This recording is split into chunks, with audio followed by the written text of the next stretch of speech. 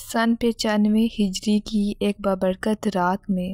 بصرہ کے ایک نیک سیرت انسان اسماعیل کے گھر میں بیٹی کی پیدائش ہوئی۔ گھر میں 3 بیٹیاں پہلے سے ہی تھیں، تاہم چوتھی کا نام رابعہ رکھا گیا۔ حضرت رابعہ بصری کا شمار اسلام کے ان پاک خواتین میں ہوتا ہے جن کی زندگی ابتدا سے انتہا تک درویشی اور بے نیازی کا مثال ہے۔ پیدائش کی رات آپ کے والد کے ہاں نہ تو اتنا تیل تھا جس سے ناف کی مالش کی جاتی اور نہ ہی اتنا کپڑا تھا جس سے آپ کو لپیٹا جا سکتا، حتیٰ کہ بدحالی کا یہ عالم تھا کہ گھر میں چراغ تک نہ تھا۔ آپ کی والدہ نے والد سے کہا کہ پڑوس میں سے تھوڑا سا تیل مانگ لاؤ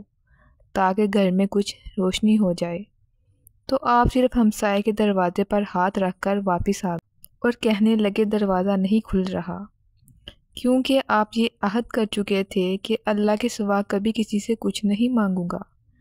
رابعہ بصری نے جب ہوش سنبھالا تو والد کا سایہ سر سے اٹھ گیا اور قحط سالی کی وجہ سے آپ کی تینوں بہنیں بھی آپ سے جدا ہو کر نہ جانے کہاں مقیم ہو گئیں۔ آپ بھی ایک طرف کو چل دیں اور ایک ظالم نے آپ پکڑ کر زبردستی آپ کو اپنی کنیز بنا لی اور کچھ ہی دنوں بعد بہت ہی قلیل رقم میں فروخت کر دیا، اور اس شخص نے آپ کو اپنے گھر لا کر نہایت مشقت آمیز کام آپ سے لینے شروع کر دیے۔ ایک مرتبہ آپ کہیں جا رہی تھیں کہ کسی نامحرم کو اپنے سامنے دیکھ کر اتنی زور سے گریں کہ ہاتھ ٹوٹ گیا۔ اس وقت آپ نے عرض کیا، یا اللہ، میں بے یار و مددگار پہلے ہی تھی اور اب ہاتھ بھی ٹوٹ چکا ہے، اس کے باوجود میں تیری رضا چاہتی ہوں۔ چنانچہ ندائے عیب آئی، اے رابعہ، غمگین نہ ہو، کل تجھے وہ مرتبہ حاصل ہوگا کہ فرشتے بھی تجھ پر رشک کریں گے۔ یہ سن کر آپ خوشی خوشی اپنے مالک کے ہاں پہنچ گئیں،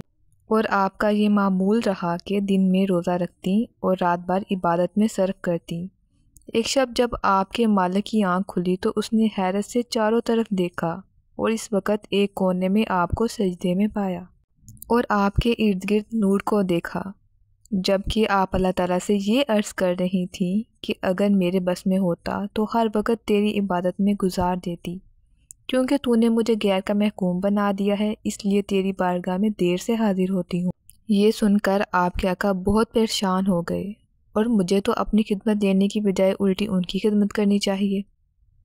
چنانچہ صبح ہوتے ہی آپ کو آزاد کر دیا اور فرمایا، اگر آپ یہیں قیام فرمائیں تو میرے لیے باعث سعادت ہے،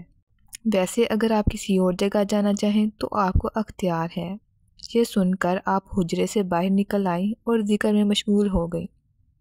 اب شب و روز میں 1000 رکعات پڑھا کرتی تھیں اور گاہے بگاہے حضرت حسن بصری کی واعظ میں بھی شریک ہوتیں۔